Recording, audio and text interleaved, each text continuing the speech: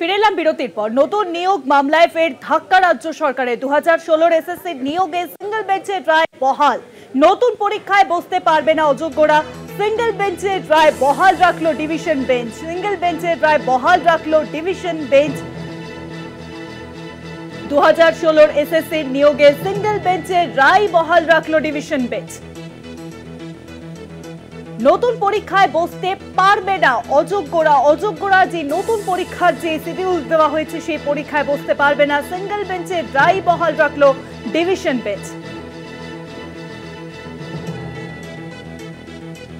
নতুন নিয়োগ মামলায় ফের ধাক্কা রাজ্য সরকারের।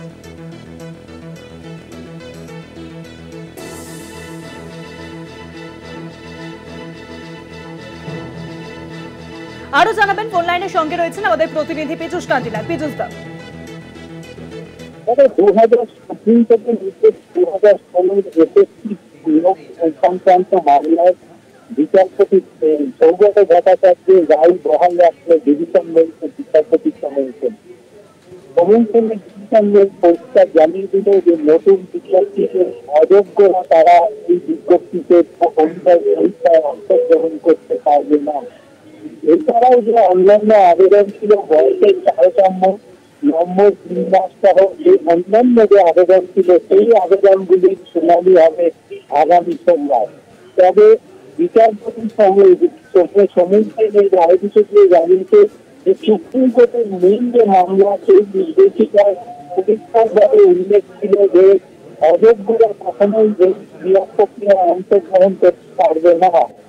বিচারপতি সৌগত ভট্টাচার্য এগুলাতে এই বিজ্ঞপ্তিকে চ্যালেঞ্জ করে মামলা দায়ের হয়। সেখানে আবেদনকারীদের উল্লেখ ছিল যে বিজ্ঞপ্তিতে যে অযোগ্যরা অংশগ্রহণ করতে পারবে না সে বিষয়টি উল্লেখ নেই, তবে অযোগ্যরাও এই পরীক্ষায় অংশগ্রহণ করবে।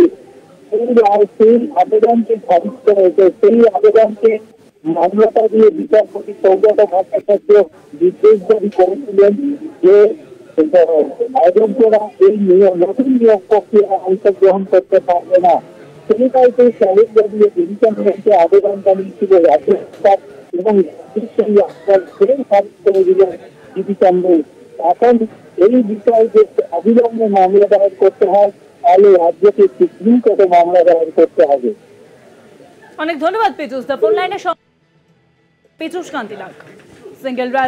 সিঙ্গেল বেঞ্চের রায় বহাল রইল ডিভিশন বেঞ্চে। নতুন পরীক্ষায় বসতে পারবেন না অযোগ্যরা। নতুন নিয়োগ মামলায় ফের ধাক্কা রাজ্য সরকারের।